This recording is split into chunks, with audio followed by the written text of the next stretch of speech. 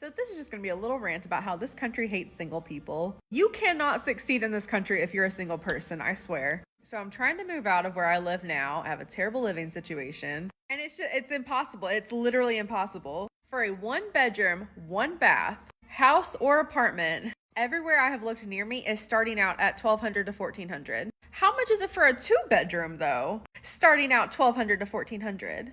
So if I had a second person, this would probably be way easier. Not to mention, you cannot even have pets at any of these places. How y'all gonna allow children that will absolutely do damage? But my cats who sleep all day, they can't come?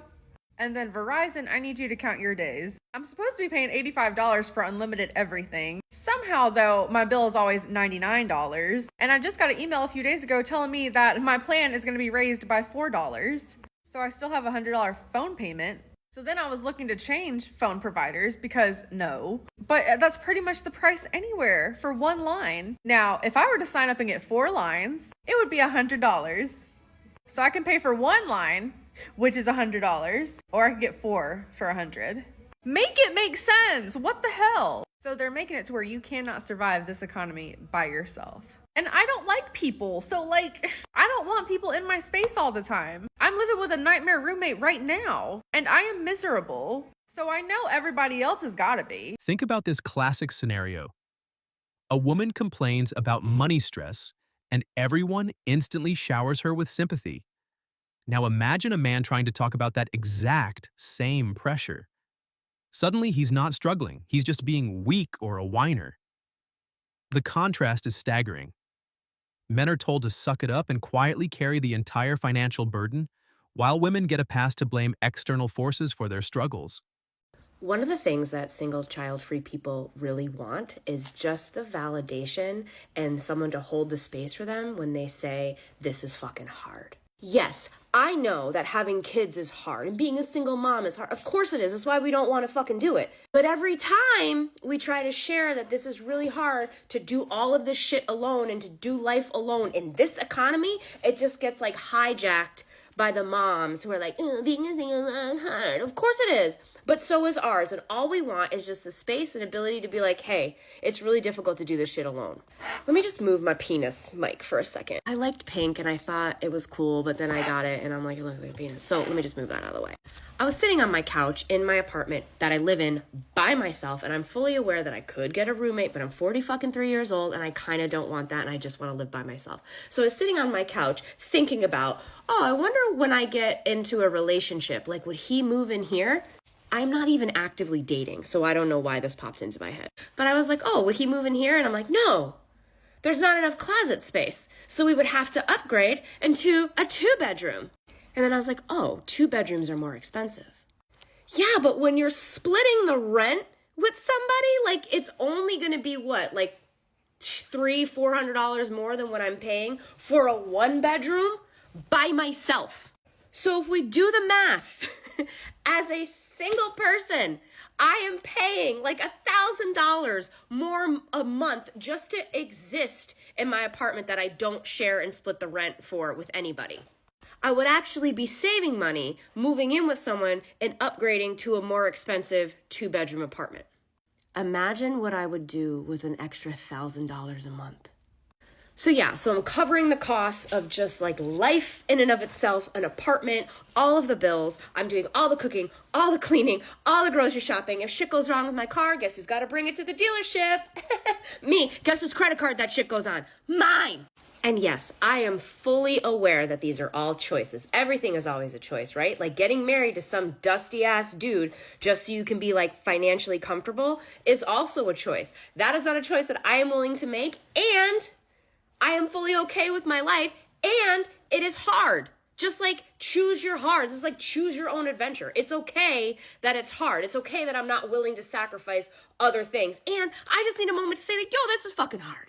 So all we want is just a fucking moment of carrying all of this by themselves, and you're doing it alone, and there's nobody to tuck you in at night and be like, hey, good job, champ, or I love you, or oh, baby, let me rub your feet. There's none of that. You're just out here doing it alone all day, every day. And I see you. To my single child free people, I see you. It is hard, and you have every right. You come into this comments and be like, thank you. It is hard for me. And you get to say that it's hard, and no one's going to talk you out of it. I will not hijack the situation, and I'm not trying to win, or nobody's really trying to win like the struggle Olympics. It's okay that you get to speak and that it's hard. All right, so that's my piece. Single child free people, see you, love you, and stick around. Make sure you like, follow, save, and share. The entire narrative of feminism, the one that insisted for years that they didn't need anyone, has completely backfired, resulting in widespread loneliness, burnout, and frustration. And you see the consequences clearly with single mothers loudly complaining about the sheer expense of raising a baby alone. The simple question is, whose fault is that? They wanted out, they demanded that independence. And they got exactly what they asked for. Now that it's expensive and difficult, they suddenly complain, I'm having one of those hard days today, guys. One of those days where I really wish God would come on with my husband. Where is my husband? Where is he at? Oh my gosh, I needed somebody to help me with my groceries today, to take them out of my car. And usually that doesn't really hit me, but today I was just like, Lord, what? What is the ETA? And let me reiterate, I will wait. I've been waiting. I've been waiting a while. Do I want a cookie? Absolutely not. I don't want a cookie for waiting. That's what you got to do. But literally, I don't have any other option but to wait. There's not an option. There's not an option to date. There's not an option to settle. There's not an option to do any of those things. Because God has instructed that. And have I stepped outside the wheel a few times? Yeah. But then quickly you realize that, okay, you're settling. And God is like, yeah, go sit back down. What are you doing? But I just needed to rant really quick. Today's been rough. Every month is rough. Let's just say that. But today has been especially rough. Getting my groceries out of my car by myself. Any other day would be fine. Today, I just really needed some companionship. But I will be okay. Ladies will be okay. There's no big sermon in this. I just felt like ranting today. Keep your flesh in check. I know I'm trying my best to do that every month. We got it. We're good. it's time for women to stop acting like basic adult responsibilities are a 5-alarm crisis, just so they can claim they are waiting for a husband. You find real peace by building your own resilience, not by constantly expecting some man to swoop in and rescue you from simple, everyday tasks like picking up the groceries. So a report came out from Morgan Stanley that suggested that by the year 2030, about 45% of women between the ages of 25 to 44 are going to be single. And if you look at different conversations based upon the study, there was this emphasis on the she economy, basically the rise of an economy where women are getting into more positions of power, getting into more positions into corporate world, specifically into white collar positions, things of that nature. And this goes back to my earlier point. One of the reasons I do think there is a big push for women to delay marriage, to not get married at all, to not have kids at all, is because, again, that gives women more time and access to work and slave away for these corporations. Now, hear me. If you're a woman and you truly don't want to get married, you truly don't want to have kids, no issue there. I think the issue is, though, you are having women get to a certain age and they're looking at their biological clock, or they're looking at their life, and they're not happy. And they're saying, crap, I did this, I did that, I'm making this money, or I'm trying to make money, but I'm lonely. Or I am slaving away at this job and I still can't pay enough bills. Or I'm just tired of, holding a cat when I go to sleep. I want to actually have a human being. Like, the issue, again, to me is that this conversation around women being single and choosing to be single, it's so one-sided. Like, you're not talking about the pros and the cons. We know that there are pros and cons of getting married. Like, marriage is very difficult. Marriage is beautiful, but it's also tough. I think many of us know the pros and the cons. And a lot of times we talk about the negativity because of the amount of people who get divorced. But when it comes to being single, a lot of times our stuff is just breezed over. Like, there aren't also issues associated with it, especially as a woman, especially if you want to have kids, especially if you want to have a family one day, and what it means to waste some of your prime years in corporate world or working 13, 14, 15 hours, not investing in your relationships, not investing in finding a partner, not investing in maybe wanting to have kids, and then you get to a certain age and you want to do that stuff and you can't, or it's harder to do so. This is the kind of stuff that we're not told as women. And again, why? Because there is a profit incentive. It can make companies a lot of money if they have a generation of women who choose not to have kids, who choose to go to work, and they're told that that's going to make them happier. And is it really? I don't know. I honestly don't know if it is, because I think if it was, then society would be, I think, in a different place. And we wouldn't see such negativity and so many women going online and talking about how, depressed they are in one moment, but then they're single and independent, but then they're lonely. Like, honestly, I don't buy it. I don't buy that you can live a lifestyle that is completely against nature, completely against the way God made many of us, and be happy. Like, I just don't think it's believable for most of us. Let's be blunt. Avoiding marriage is almost always the smarter choice for men. Think about the priorities. Men are focused on long-term survival and future strategy, while women are distracted by trivial things, like the perfect nail polish color. Men worry about serious preparations, like having a plan if a war ever breaks out, yet women are preoccupied with figuring out how to successfully cheat on their partners. Don't get me wrong, I love being single and I love living alone. It's great, it's fantastic, but fuck, it's expensive. I just spent $600 on brakes on my car, just on the front part of the car, because I couldn't afford all 4 brakes and axles and rotors and whatever the fuck. And then now I just paid my car payment, which is $500, so I just blew $1,100 in like 3 hours, and it wasn't even like fun, Fuck. Sorry, it's just so overwhelming. Like, you work and you work and you work and you work and you work and you work, and it's just to pay off like your basic necessities.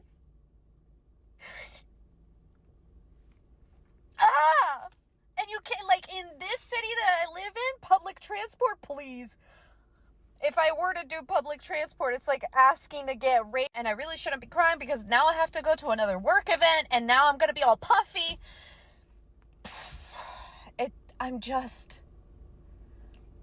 Living is so expensive. Just keeping yourself alive and floating is so expensive. And what I was saying before I was rudely interrupted is if I were to take public transport here, especially for my job requires a car. I have to have a bunch of shit that I have to lug with me for work.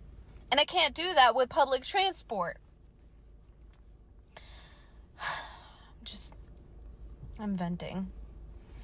Inflation sucks. Just living in America sucks. Living alone sucks. It's great, but it sucks. Because you have to front all the expenses by yourself. I need a husband just so that I can live. So we can split the bills. Welcome to the real world, ladies. It's certainly harsh, isn't it?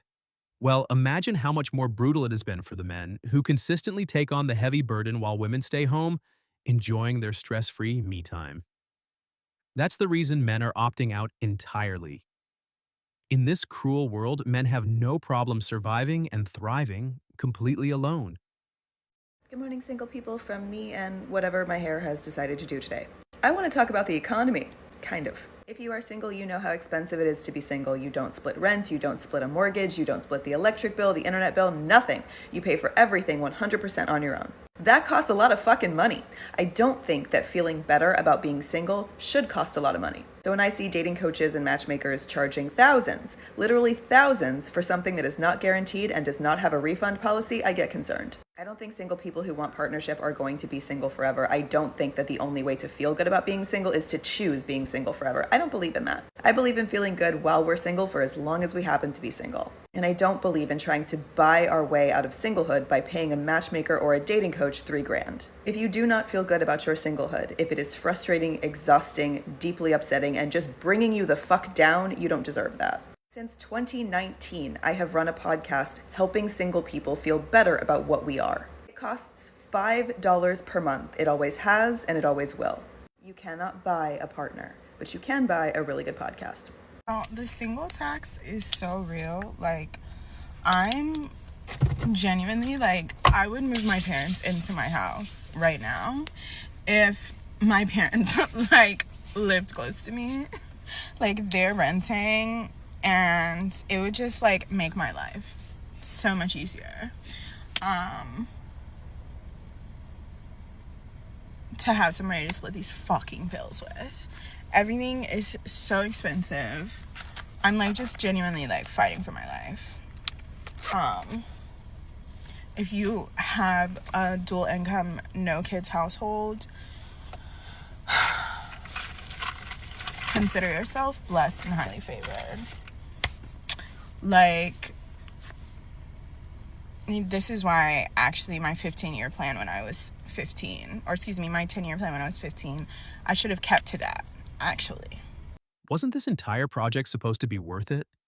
Being the strong, fiercely independent woman who could conquer the world alone?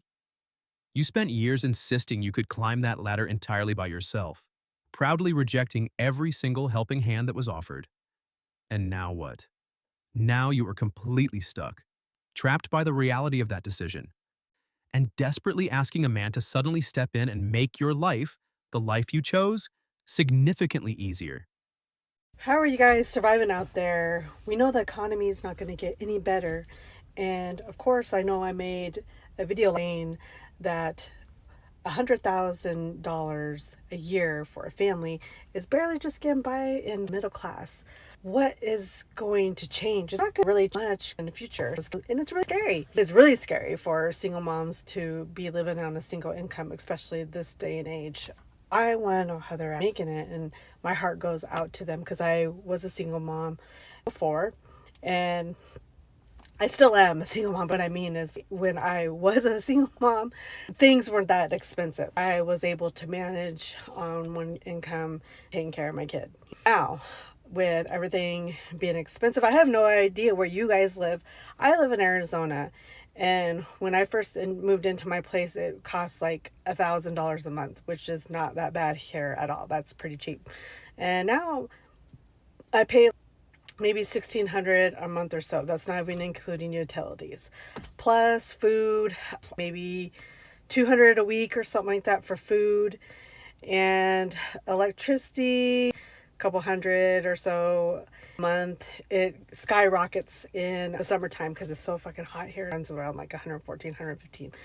But gas is like $4.40 here, I think. You can see where I'm coming along with this here. With everything getting expensive, it's impossible to even combine incomes and still even make it. It's just ridiculous. That's why a lot of people are trying to figure out other incomes. But I wish there was just so many people open to the idea of starting a business, starting digital marketing. But their doubts and fears just get in the way of everything. And it's so frustrating. You make excuses. I've always heard excuses from people. But it's just so crazy. I don't get it. I mean, people just want to suffer and struggle when they know there's so many opportunities out there, but they're just so scared. Hey, you know what? I totally get it, because I was one of those people that felt buying a course was a scam. It took me forever to realize the concept of it. But once I pretty much got my head out of my ass and trying to look at everything and decided to take that leap, is when things got better for me. You see the world differently. And I just wish everybody was able to visually see that, because I feel like everyone's just like a one-track mind and they're not able to see openly. I get really scared for our economy, and I'm scared for everybody, American people, everybody, because this is affecting all of us. And that's why I'm here. I know if I took advantage of digital marketing when my daughter was a baby, I probably would be in a different situation here, but I didn't. I don't think it was even available when my daughter was a baby, but that's why I'm here, because I wanted to let all single moms know. But this is the absolute core of the contradiction. For decades, this is precisely what women fought for. They wanted the financial independence, the unlimited personal freedom, and the ability to dictate absolutely everything on their own terms. entirely centered on their own benefit. They won that battle. So now that they have achieved exactly that goal, why is the only thing we hear now constant complaining? That's it for this video, guys. Help us grow by subscribing to the channel. Drop your thoughts down below and don't forget to leave a like as well. See you next time.